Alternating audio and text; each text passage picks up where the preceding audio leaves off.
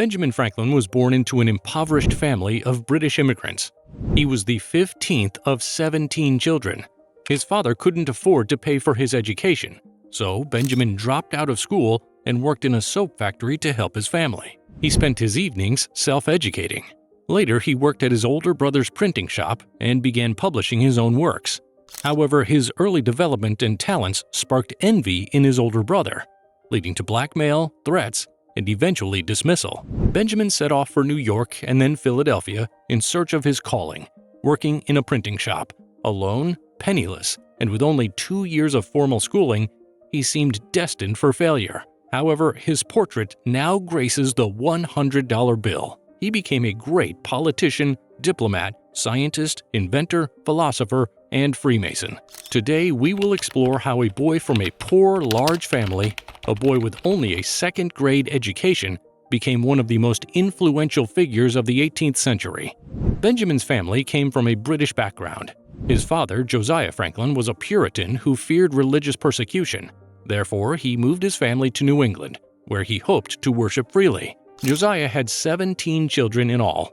Benjamin, born in 1706 in Boston, was the youngest son. He had 2 younger sisters. His mother, Abiah Folger, was the daughter of an early settler of New England.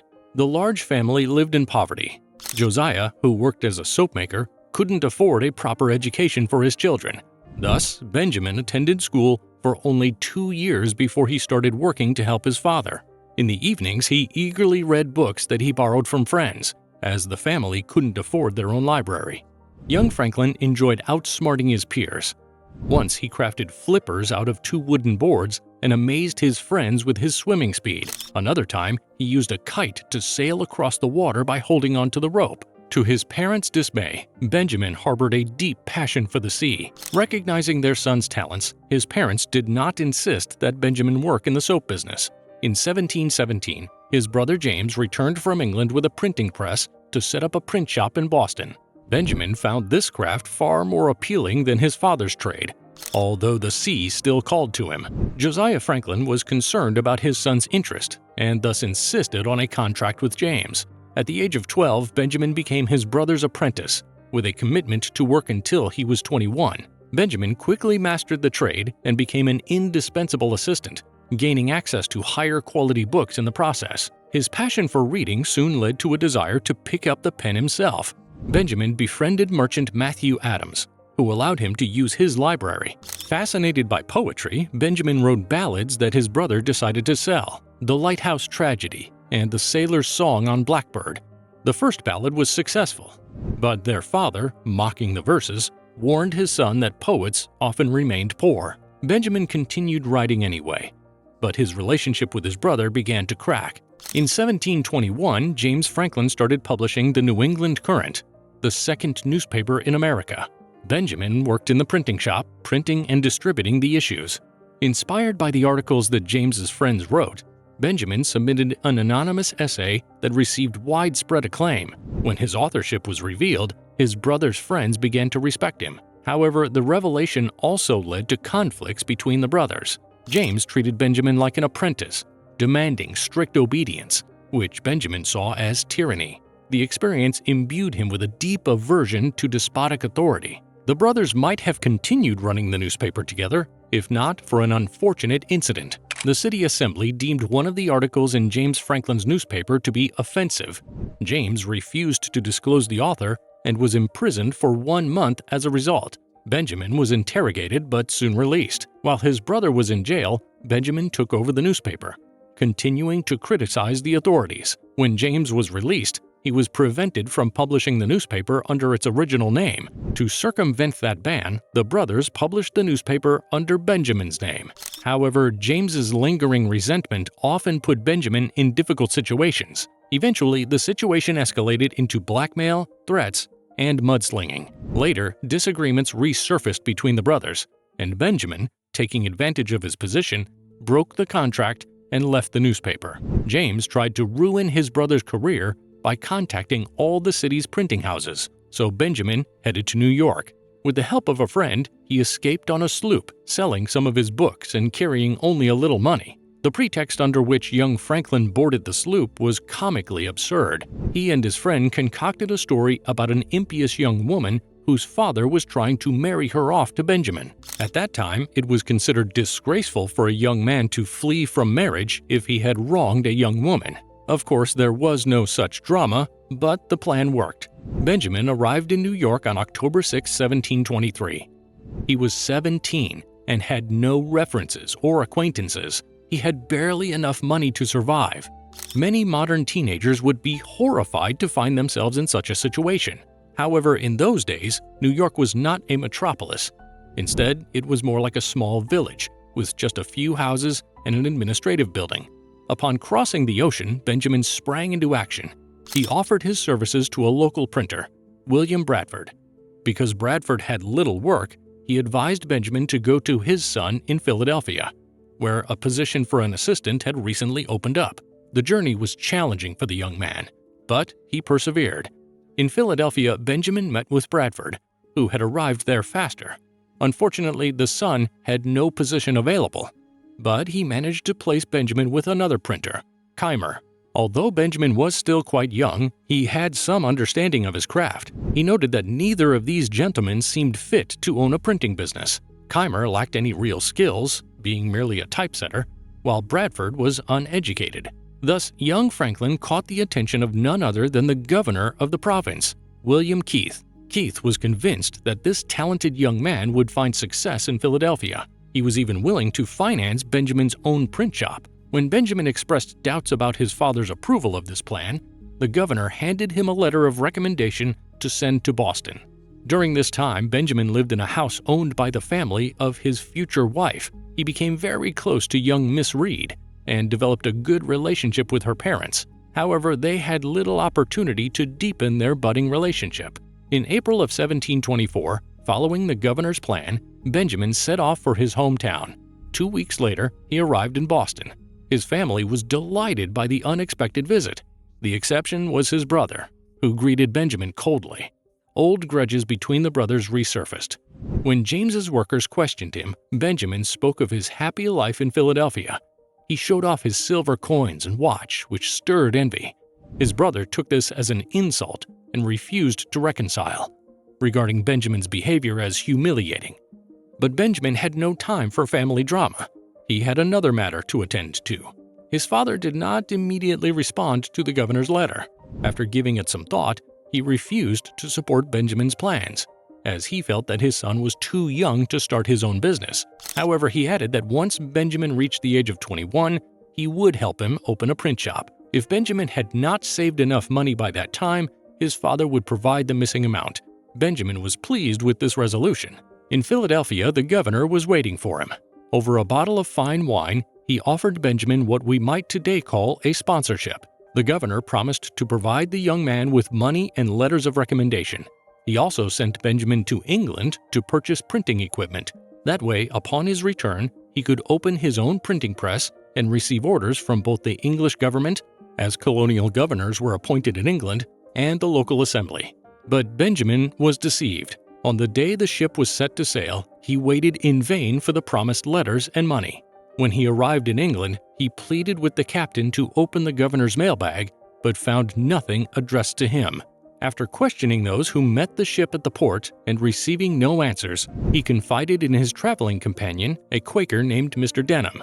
It was Denham who explained to him that Governor Keith, lacking his own reputation, could not provide the promised support. Once again, Benjamin found himself in a strange city without a penny to his name. Despite this desperate situation, he quickly established himself in London. He found work at a leading printing house, made friends with whom he frequented pubs and theaters, and gained access to a vast number of books and entertainment venues.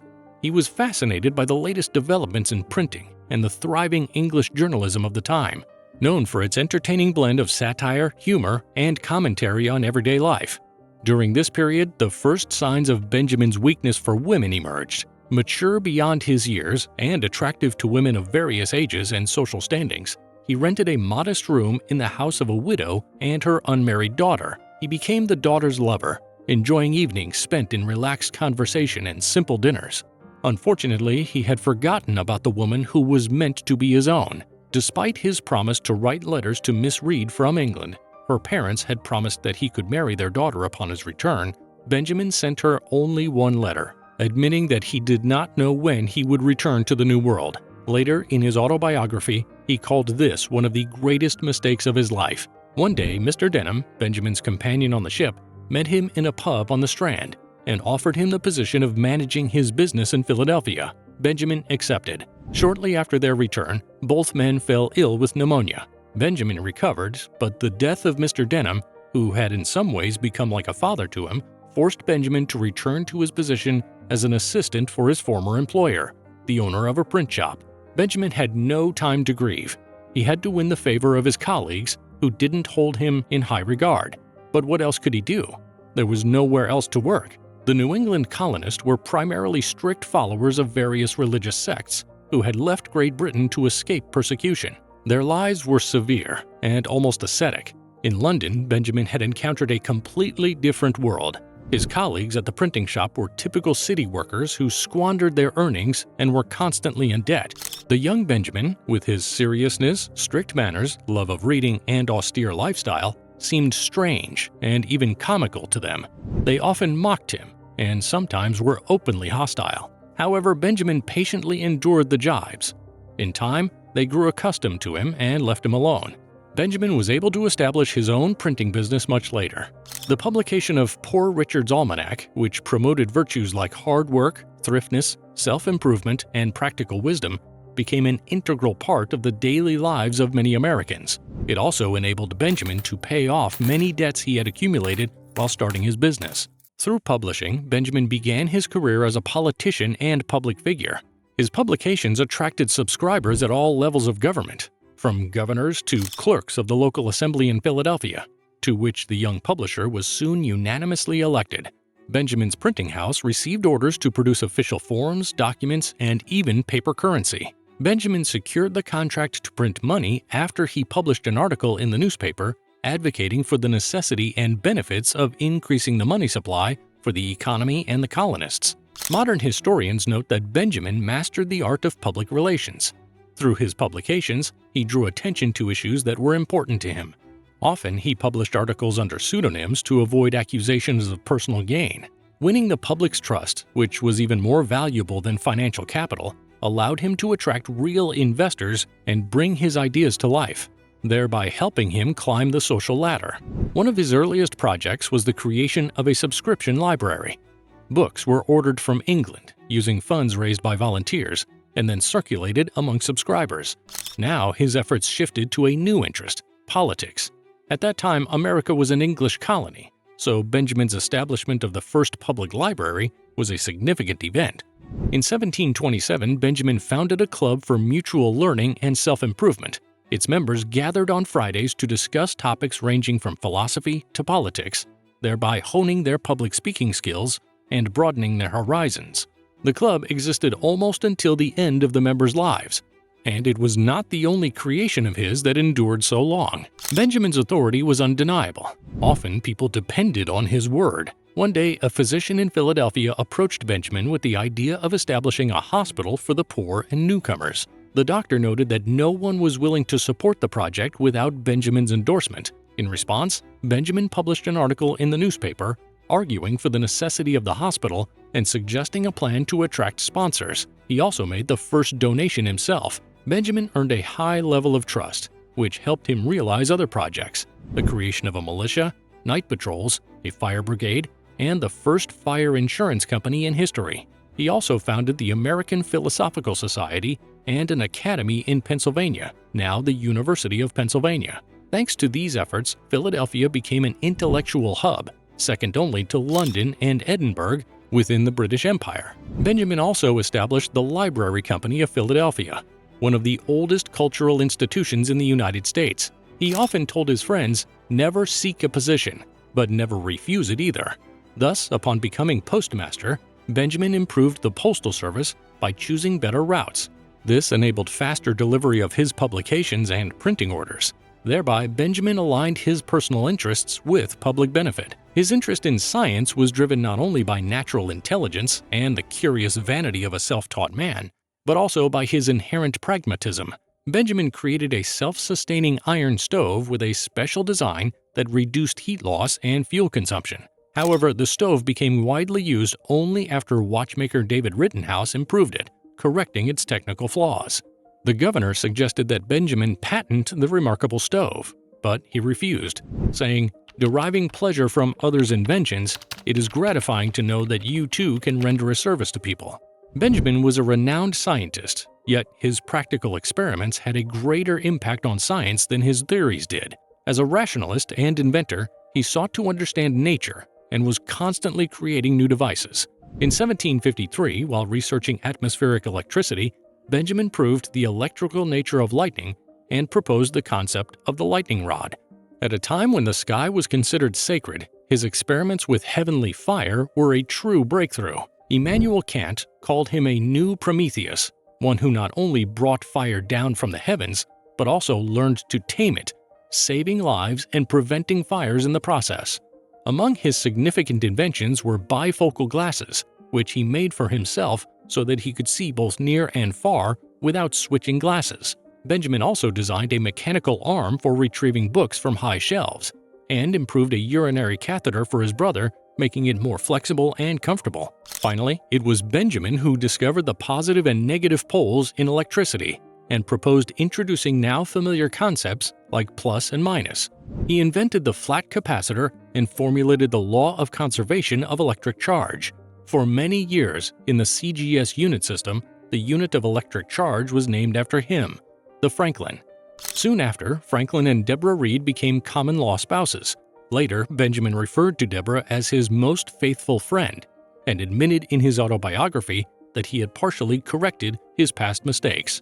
In addition to his affection for Deborah, a decisive motive for marriage was a sense of guilt. Benjamin sincerely regretted the harm he had caused her. However, he also had pragmatic considerations. Benjamin feared contracting a venereal disease from using the services of prostitutes. In his autobiography, he wrote that he narrowly escaped this unfortunate fate. However, in a letter to a friend, advising him to marry as soon as possible, Benjamin wrote that marriage, contrary to the widespread fear among men, was indeed a very beneficial institution. Marriage not only allowed Benjamin to avoid certain troubles, but also provided him with a loyal friend and helper in his wife. He gave friends advice on this matter, sometimes quite cynical, for example, recommending marrying a woman older than oneself, explaining that at night, all cats are gray, and a mature woman is less concerned with her whims and more with her husband's affairs. This approach helped Benjamin create a comfortable and peaceful family life with his wife, who became his reliable assistant and a devoted mother to their children. Deborah bore him 2 children, Francis and Sarah. Francis died at the age of 4 from smallpox. Benjamin, who was not prone to sentimentality, could never forgive himself for succumbing to the fear that was prevalent at the time and refusing the vaccination.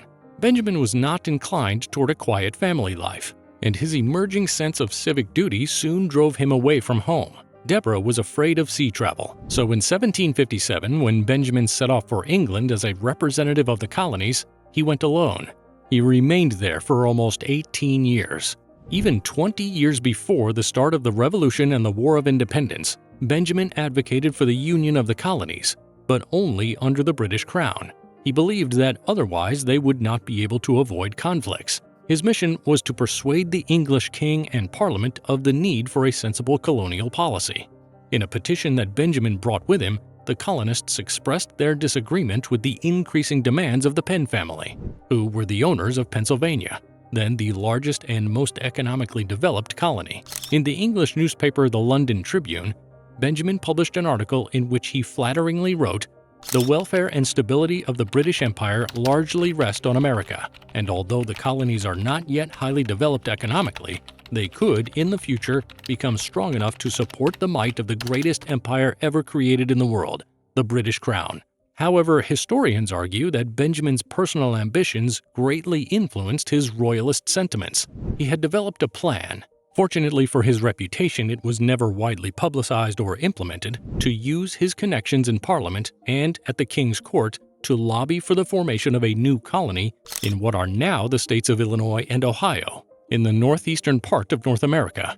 There was another reason to remain loyal to the crown. Benjamin's eldest son, William, was appointed governor of New Jersey, not without his father's assistance, and became known not only for his exceptional administrative skills, but also for his extraordinary loyalty to those who appointed him. To his father's disappointment, William remained a staunch royalist even after the start of the War of Independence. After being released from prison, where his fellow citizens had placed him, he never forgave his father and never reconciled with him. The final straw for the radical colonial politicians was the so-called Stamp Act, passed by Parliament. Essentially, any paper or document bearing a seal produced within the colonies had to be taxed. Benjamin tried to ease the tension by promising that he would appoint his English friend to the position of chief tax collector.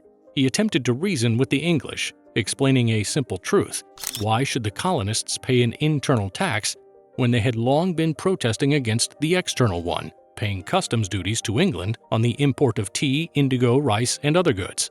As a result, this tax was repealed, but Parliament, in its desire to strengthen colonial policy, decided to increase tariffs. At this point, Benjamin faced the real danger of becoming a persona non grata in America. To make matters worse, he was summoned to Parliament and forced to answer questions related to the crisis in the colonies. However, the skilled publicist turned this unpleasant situation to his advantage. After the interrogation, he wrote a satirical pamphlet titled Examination, ruthlessly mocking the entire procedure, and sent it for publication in America. With this, Benjamin lost his influence in England, but regained his popularity at home, especially after an incident involving the letters of Massachusetts Governor Thomas Hutchinson. This marked a repeat of Benjamin's younger days when he loved to peek into others' correspondence. In his letters to the king and Parliament, Hutchinson proposed measures to tighten imperial policies. Through his agents, Benjamin obtained the secret letters and sent them to America. They fell into the hands of radicals and were published. This caused a scandal on both sides of the Atlantic. At a parliamentary session, Benjamin was accused of theft and unbecoming behavior. Thus, he was forced to return to America. In the spring of 1775, Benjamin set off on the journey, which would last 6 weeks. He used his time wisely. Several times a day, he lowered a homemade thermometer into the ocean and then recorded the data in a table. Why did he do this? Benjamin was studying the warm Gulf Stream current, which he learned about from his whaler cousin, Timothy Folger. Knowing the course of this current allowed ships to cross the Atlantic more quickly. As early as 1770, based on information from his cousin and his own observations, Benjamin drew the world's first map of the Gulf Stream and gave it its name. Benjamin returned home. Meeting with his daughter, he complained, "I felt too American in England and too English in America. But I'm fed up with every Englishman considering himself the personal owner and sovereign of American lands." Unfortunately, Deborah passed away before her husband's return. In July 1776, at the Second Continental Congress, Benjamin signed the Declaration of Independence, renouncing any compromise with Britain. A year later, when the War of Independence broke out in the colonies, he was sent to France to negotiate an alliance against the English. Benjamin spent 8.5 years in the Paris suburb of Passy. These were perhaps the happiest years of his life. During the Enlightenment, he found himself surrounded by like-minded individuals and was an active participant in society, joining the Masonic Lodge Nine Sisters alongside figures like Voltaire and the Montgolfier brothers. At the king's request, Benjamin participated in a commission investigating the effects of Franz Mesmer's magnetism. It would be foolish to assume that Benjamin, who had a youthful fondness for women, would lose it with age. Despite his years, Benjamin lived the life of a social lion. He charmed the French with his simplicity, his refusal to wear fashionable wigs and lace, and his wit and excellent command of the French language. His charm facilitated his diplomatic work, and in the evenings, he frequented theaters and salons, mingling with ladies and entertaining them with stories and games. However, the life of a social lion is not without intrigues and conspiracies. Among his aides was John Adams, who envied Benjamin's success with the French and tried to discredit him before Congress. However, no accusations could undermine his reputation. Benjamin handled his mission brilliantly. Even before his arrival, another American emissary, Silas Deane, had organized the supply of French weapons to the States through the playwright Pierre-Augustin Beaumarchais. However, victory required troops, a fleet, and international recognition. The negotiations were challenging. Both sides were anxious, and there were suspicions and intrigues among the American emissaries. One of them, Arthur Lee, suspected Benjamin of being a British spy. Yet Benjamin remained calm. He believed that any leak of information about a possible alliance would worsen relations between England and France, thereby advancing his cause. That was exactly what happened. In early 1778, the Americans signed treaties of friendship and commerce, as well as a military alliance with the French government. Benjamin had won a highly complex diplomatic campaign. France sent ships loaded with clothing, provisions, horses, and cannons to support the colonists. In addition, Benjamin secured multiple long-term loans amounting to tens of thousands of livres for America. He even convinced the king and the Constituent Assembly to send French soldiers to fight against the British. These soldiers played a decisive role in America's victory at Yorktown. Benjamin's triumphs did not end there. He signed the peace treaty with England in 1783, securing official recognition of the United States on terms that were highly advantageous for the Americans. Thus, Benjamin found himself with free time for the pleasures of the soul. He especially enjoyed visiting a house on Rue St. Anne that was home to the widow of the famous Enlightenment thinker, poet, and philosopher Claude-Adrien Helvétius, one of the ideologues of the French Revolution. Devoted to her late husband's memory, Anne Catherine meticulously preserved the luxurious mansion's free-spirited and intellectual atmosphere. Benjamin fell in love with this 53-year-old Frenchwoman, who was youthful in appearance with aristocratic features, a lovely mind, and a feminine charm that attracted the seasoned womanizer. Unafraid of appearing foolish, he proposed to her shortly before his departure to America. However, Anne Catherine declined, explaining that she intended to remain faithful to her husband. Additionally, she did not relish a tiring journey across the ocean. Benjamin did not give up easily. For one of his bagatelles, a light musical piece, he came up with a plot in which he dreamed that he visited the heavens and met Anne Catherine's late husband, who, it turned out, had married Benjamin's deceased wife and was quite content. "Let's get even with them for their betrayal and find happiness ourselves," the enamored Benjamin urged the lady of his heart. However, instead of a French wife, he took back to America a gift from one of his French admirers, King Louis XVI, a portrait of the king set in an exquisitely crafted frame adorned with 400 diamonds. Upon his return to America, Benjamin intended to retire. However, he was elected president of Pennsylvania 3 times. "Political service has consumed my flesh. Now it needs to gnaw on my bones," Benjamin told his friends. However, he did not refuse such honorable positions, remaining faithful to the principle he had formulated in his youth. Benjamin signed the draft of the U.S. Constitution as a delegate, supporting one of his key ideas, a bicameral system of Congress intended to ensure a reasonable compromise. He often complained to his daughter about the national symbol, the eagle, calling it a wicked and unscrupulous bird. He would have preferred for the cheerful and loyal turkey to be on the coat of arms. Benjamin spent his final years in a large house on Market Street, surrounded by his daughter Sarah,